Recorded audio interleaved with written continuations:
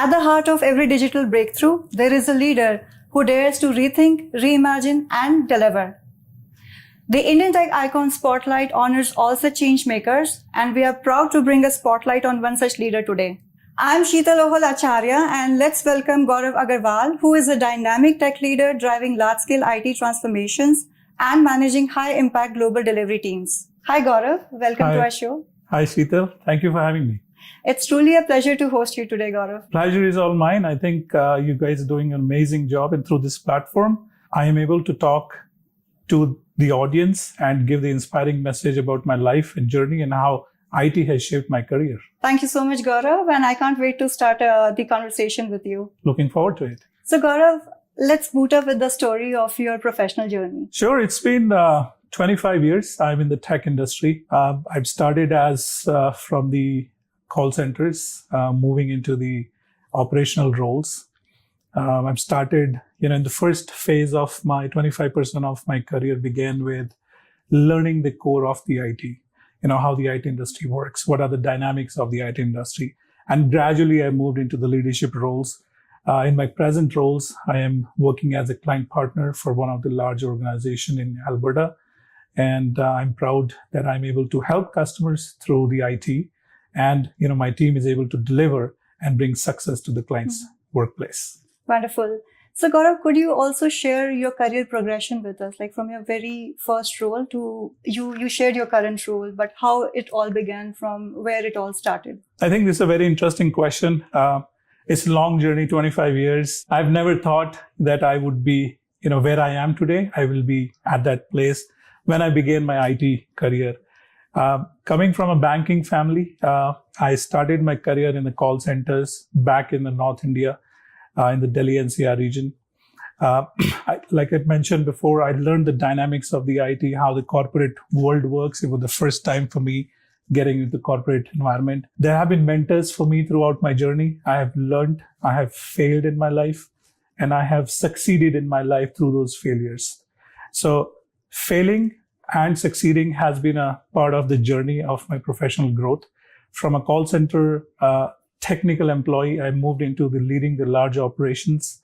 From the large operations, I've learned the dynamics of how the delivery works at the customer place, what the customers are looking for from a service delivery perspective in the tech space and the IT space. And from those aspects of learning, I have gradually immersed myself into learning the cutting-edge technologies, specifically into the cloud computing, into the AI world of it, and how the core delivery is surrounded by the cutting technology and how technology is advancing in the fast-paced environment today and helping businesses to achieve their future roadmaps. So, Gaurav, you talked about failures. So what failures or setbacks in your career have taught you? Sheetal, it's a wonderful question, and I don't know if people are comfortable answering this question, but I am, because I believe failure is a part of the process. To make you a mature person as a leader, or you don't become a leader from day one. It's a process and it's a journey. And failures are natural process ingredient, I would say, to become a leader. So there have been certain areas where, the milestones have not been met because of XYZ dependencies. You got to plan ahead. You got to think ahead. And these are some of the critical areas which I've learned over a period of time, that thinking ahead, talking about the issues, not keep sitting on those issues, are the mantras to success, where you're transparent with your management, with your teams, and you talk about an issue, in front of them, bring it as a challenge to your teams. And when you bring it as a challenge and involve everybody in the team in a brainstorming session, it's not a rocket science. So you always see the success towards the end. So, Gaurav, I would like to know how you have, over all these years, your leadership style has evolved, starting from, the role into the operations and now into senior leadership. Sheetal, I have evolved through the thick and thins of learning the core IT and learning the core metrics of becoming a leader. And I have been practicing those metrics throughout the last 15 years or so. And practicing those metrics have helped me to become a strong leader in the core service industry in the IT world. Some of the key pillars of my journey that I've understood is that a person has to be open for a change and open for challenges. So if you're open for a change and challenges both, I think that is the core ingredient to become a successful leader. When I say open for a change, that actually means you do not restrict yourself to certain boundaries. So it's like a flying bird. If a flying bird has got their wings clipped, you can't fly high.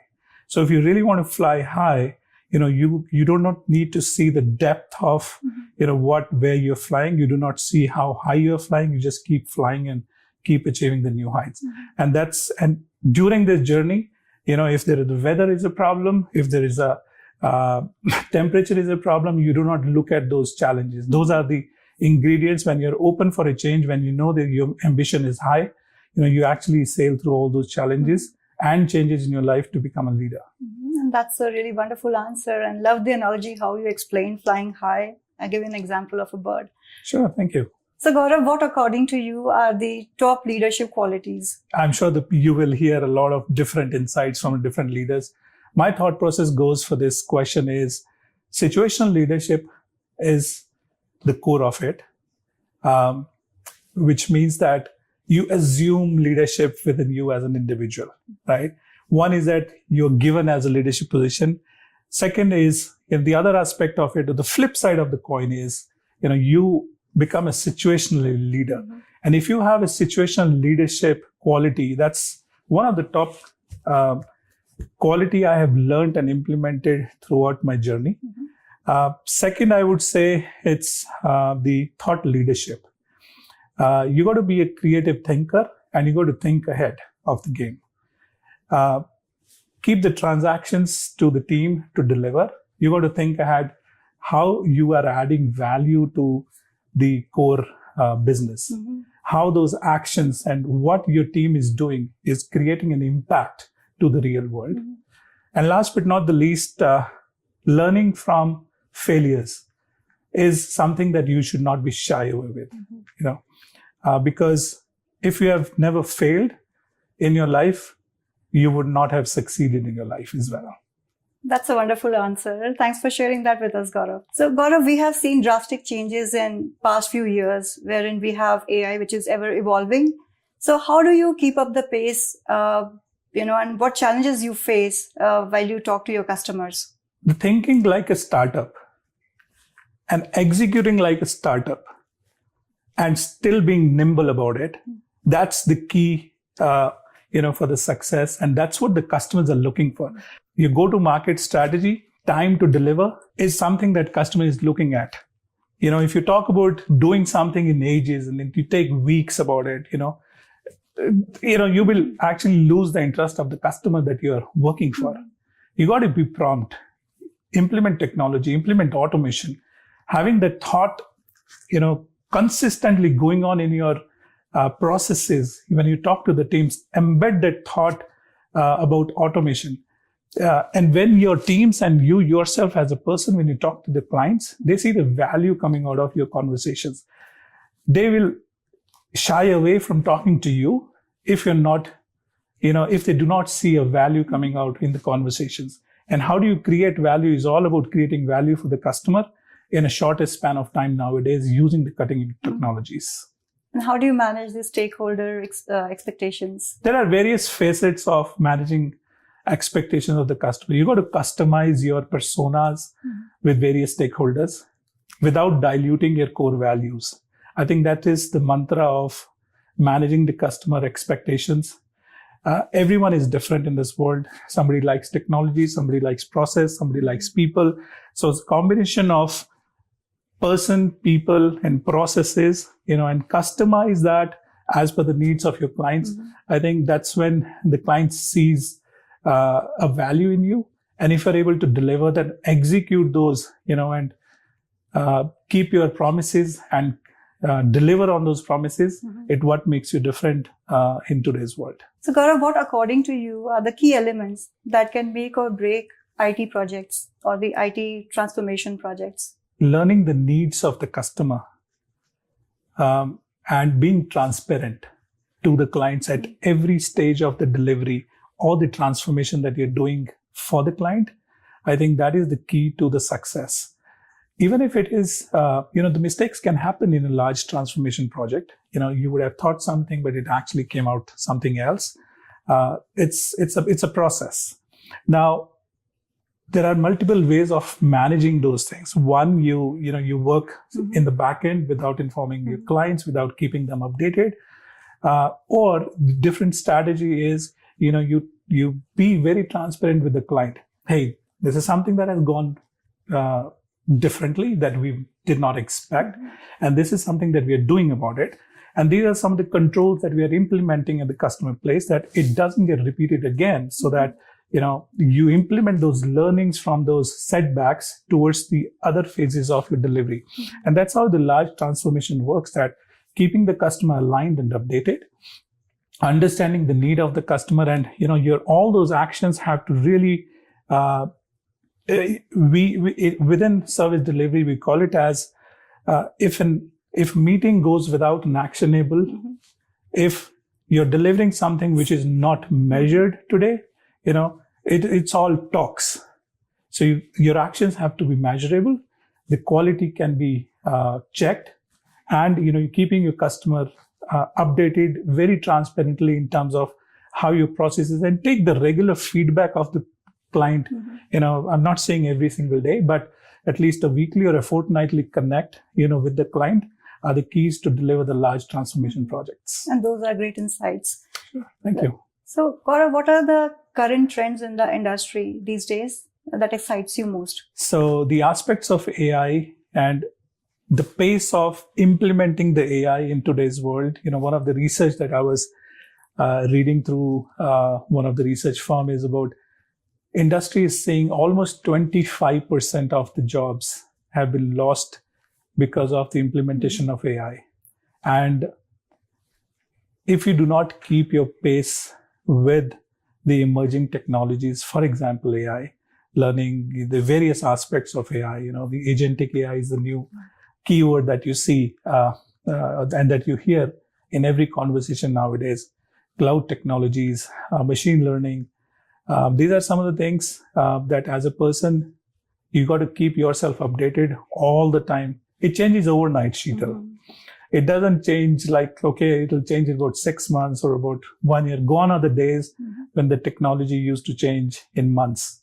Technology updates and upgrades happens overnight. And if you are not keeping a pace with the changing technology, you become obsolete very soon.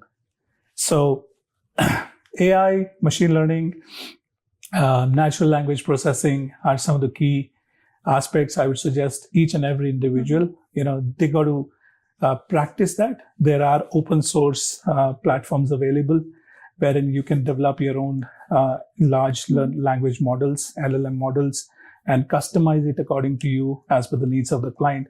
And if you practice them, I think you are almost, if not ahead of the game, you're keeping a pace with the changing technology. And these are some of the areas that I believe are very important, very key to the near future and the success of the client programs. Yeah, thanks for sharing these valuable insights with us, Gaurav. Sure. Now, Gaurav, let's talk a bit about your team. We talked about this ever evolving technology landscape. So how do you keep your team motivated always to learn every day and to keep up to the pace with the current project needs? Interesting question. There are many facets of managing a large team. So I currently manage a large team which is spread across different geographies. Teams are based out of India, teams based out of North America and Canada and Mexico, as well as the US. One of the important challenges is managing those time zones, because there's absolute different time zones with the different, geographies, but bringing the teams together, keeping them updated for three areas. One, what's happening at the customer place, how the customer feedback is. Number two, how their work is contributing, show them the big picture, how their work is contributing to the outcome of the large objectives that they're working for. And number three, like I said, give them a target of 30, 60, 90 days of what is the short-term goal to learn for 30 days. So usually one of the practice that I have is we mutually decide among the team a theme for a quarter. So you've got 4 quarters and you've got 4 different themes in a quarter. Each quarter we divide a theme. Hey, this quarter, each one of you will bring in and do some research and figure out the areas around how automation can deliver better value to a customer. When we do an automation, we don't look at reducing the work by 5%. We look at taking the disruptive targets. Can you completely eliminate this manual process? Not improving the efficiencies by 2%. A customer is not excited by if you give them, hey, this is 2% efficiencies and improving the productivity by 4%. Gone are the days. Customer and clients looking for disruptive transformations. And disruptive transformation comes when you consistently feed these behaviors and promote these ideas among your teams. And that's how I believe I've seen the teams are highly motivated to deliver because they see something new coming to them from their leadership. So automation is one of the theme. Implementing AI is one of the theme. How do you make the processes lean and reduce the overall turnaround time for the clients? That's another core area that, I have a habit of imbibing it into the teams. Because when you're at a customer site and we are allocated a project, they keep on continuously doing some of the manual activities throughout the day. And they got to find out the time and manage their work in such a way that they utilize a little bit of time for their personal learning and personal growth as well. Gaurav, if I ask you, what one piece of advice if you have to give to the aspiring leaders in tech, what would that be? My piece of advice to all the aspiring leaders would be solve problems for yourself and your clients. Don't sit back. If you're able to solve problems for your clients, that's when they will involve you in each transaction. They see that he's got a solution mindset. Often I've seen people take a project, take a challenge, and then they kind of get into a victimized mindset. So instead of a victimized mindset, if you have a solution mindset, solve problems for your clients, that's the mantra for becoming a successful leader in your life. And those are really great takeaways. Thanks for sharing that with us, Gaurav. Of course. Now, Gaurav, we have explored the professional side of yours, and now I am shifting gears a little bit and would like to know more about your early days, about your hometown, where you were born, and how was your childhood? Small town boy, grew up in a relatively smaller area of North India. I come from a place called Hisar in Haryana. It's part of North Indian territory.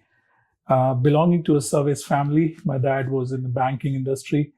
And I have never gone out of the city for the first, I would say, 15 years of my life. And in the smaller city, the exposure that you get, is very limited. So I broke those shackles and with the blessings of my parents, I moved out of the smaller city, moved to Delhi to start my career. And that's when I started learning about how the corporate industry works, what are the dynamics of this industry, and started shaping my career accordingly. So how were your college days, Gaurav? Like, you always wanted to get into technology, or you aimed for something else? No, I never thought of actually moving into the technology world. Since my father was in banking, I always had a knack of going into the financial side of it, learning the banking and financial sector. So I started my graduation in commerce, so learning about how the businesses works, learning about the finances of it, how the profit and loss statements, and all those aspects. And there was time of about 2000 and 2001. So wherein the early phases of the big transformation in IT started to happen. And call centers was one of the key, buzzword, during the early 2000s.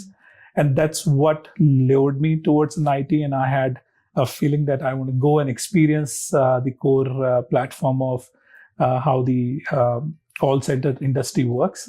And that's when, after doing the college, I started learning, some of the courses and learning about some of the technical stuff, so that can get me an entry into the core technology areas in the call centers. And that's when I thought of that, I think this is the industry that I should continue to focus and pursue my career ahead. Gaurav, let's talk a bit about your family. Who all are the key members in your family? Sure. I've got my wife. She's been through this journey a lot. I've changed places. I've moved countries. So there have been a lot of shifting and movement, and she's been a, true support, to what I am today. I've got two lovely kids. My daughter is 13 and my son is 9. And I love spending time with my family whenever I get some time. So, so these are the, my immediate family that I have in Canada. Back in India, I've got my parents living there with my brothers. So we often plan to meet somewhere soon, and I'm looking forward to those meetings with my family. Definitely. And Gaurav, given your demanding schedule, how do you manage to get that work-life balance, and from where do you take out time to bond with your families, and what all are the activities that you usually do over the weekends? In the 24 hours, you got to give time to your family, to the clients, to yourself. And a combination of all three sometimes become difficult. But good part is, in North American, the culture here, you do get good amount of time for yourself, after office. And the schedules, we manage it accordingly, wherein, after office, I give a couple of hours to my kids. On the weekends, I usually have him enrolled into various recreational activities. I go for, yoga in the morning, and I do a bit of social networking over the weekends. I'm, like I said, learning core technology is important. If you do not keep pace with it, you become obsolete very soon. So I spend some time in learning about, what are the core technologies going on from a personal time spending point of view. So yes, a mixed blend of my time goes into having some fun with my family, doing some, household chores, and obviously, involving myself with some social activities. Wonderful. And that's a perfect blend of managing family, personal life, and professional life. Of course. So Gaurav, we are nearing the end of our wonderful conversation. But at the end, we have a segment which is called as the rapid fire round, wherein I'll be asking you some questions, and I would be expecting some quick answers from you. I would try to live up to the timer. Perfect. No rush, but I would be expecting your answers in a few seconds. Sure. Go ahead. Okay. First question. Mountains, beaches, or cityscape for your ideal vacation? Mountains. Favorite movie of all time? DDLJ. Perfect. Code, cloud, or collaboration? Your favorite C word in tech? Collaboration. Okay, nice. A quote or mantra you live by? Failure is not the flip side of the success. Failure is a part of the process. Beautiful.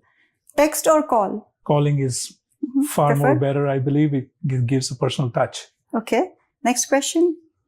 If you had a teleportation device, where would you go right now? I would go back to my roots, because that's one of the things when you're so far away sitting in North America and your families and roots are back in India. I would go back to my roots, go back to my school days, and in fact, some part of my college days, be with the friends with no responsibilities, like, live your life without, like a free bird. Those fond memories. Those fond memories. Beautiful answer.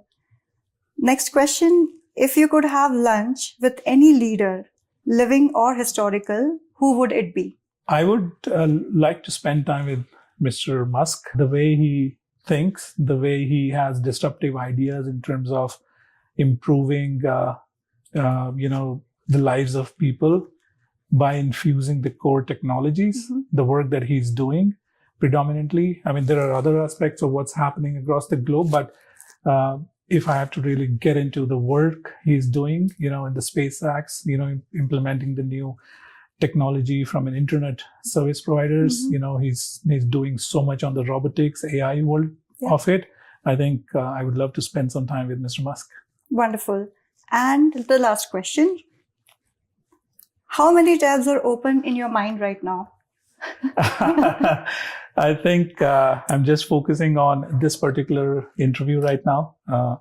And I think this is a wonderful platform. If my voice can reach to the larger audience, and if I'm able to become a source of inspiration and they're able to pick up at least one thing from this interview, and that can help and transform their lives, I think that's the win for me from this conversation. Definitely, Gaurav. Thank you so much. It's been really a pleasure talking to you. Really appreciate the time you took out for us. And we wish you continued success and continued impact in the tech world. Thank you for having me, Sheetal. Great, nice, pleasure to talk to you.